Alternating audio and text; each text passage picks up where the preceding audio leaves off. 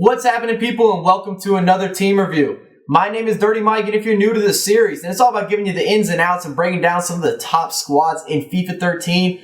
And in this EP, you're fixing to be introduced to the FIFA god known as Cristiano Ronaldo.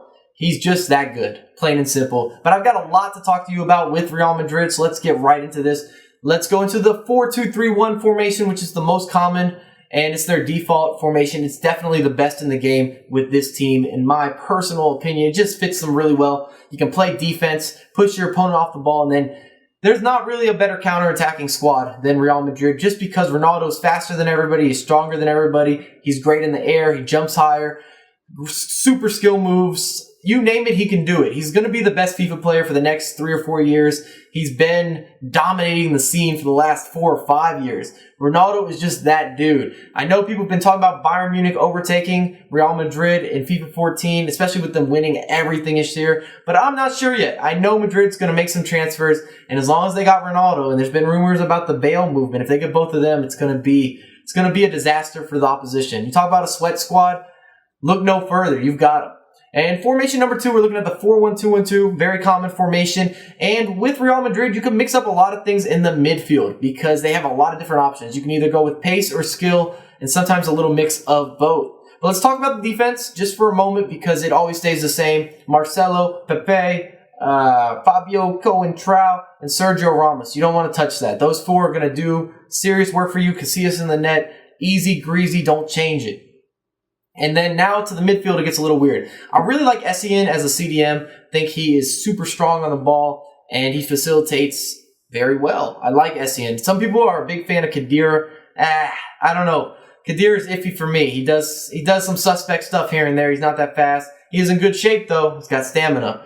And then I like to use Kaká, and that's the one player that I know most people don't use from Real Madrid. He has terrible, terrible stamina. He's only good for about 60 minutes, but I love him as a center attacking mid. He facilitates better than some of their other attacking midfielders, and he's a little bit bigger. He's about 6'1", 6'2", here, wins some stuff in the air, and he's just always plays like a true boss for me. Great finisher, seems very confident and comfortable on the ball. I like Kaká.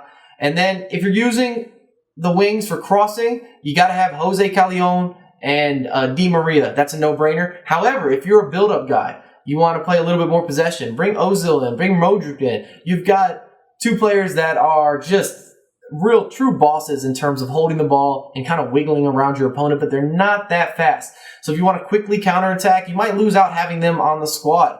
And speaking of these midfielders, last formation, the 4-5-1, and this is my possession formation when I'm using Real Madrid. I think the 4-5-1 is extremely underrated this year. I know some people have talked about it being good, but it is the real deal. And I'm using the attacking set, which should not be a surprise to anyone. You want to get forward, you want to get a lot of people inside your opponent's half, but this utilizes all the midfielders that you have. With Modric, you have Ozil, you have Kaká, you have Di Maria and Benzema supporting Ronaldo directly, and lots of good things can happen. I recommend always staying on defensive, always, with Real Madrid, just because you can create opportunities as long as you have Ronaldo up front. And Ozil and Modric, these guys aren't playing defense. They're not in the squad to do that. The same with Di Maria. None of these guys are going to get back for you, so you got to make sure that you keep the back line solid and have Essien just sitting on top of that. Here, chase down, all sorts of different stuff. And I scored 18 goals while only conceding 7. I did lose the first match when I started playing with Madrid, and that's what happens sometimes in these games. People have commented, you always lose 1.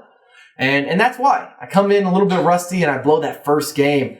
And Ronaldo had like 10 goals, but I didn't score that many with Madrid, but I did get W's, ran into possession players. But if you enjoyed the review, make sure to drop that thumbs up. Subscribe to my channel and follow me on Twitter at MikeSo9USA. I have a lot more content coming for you ASAP.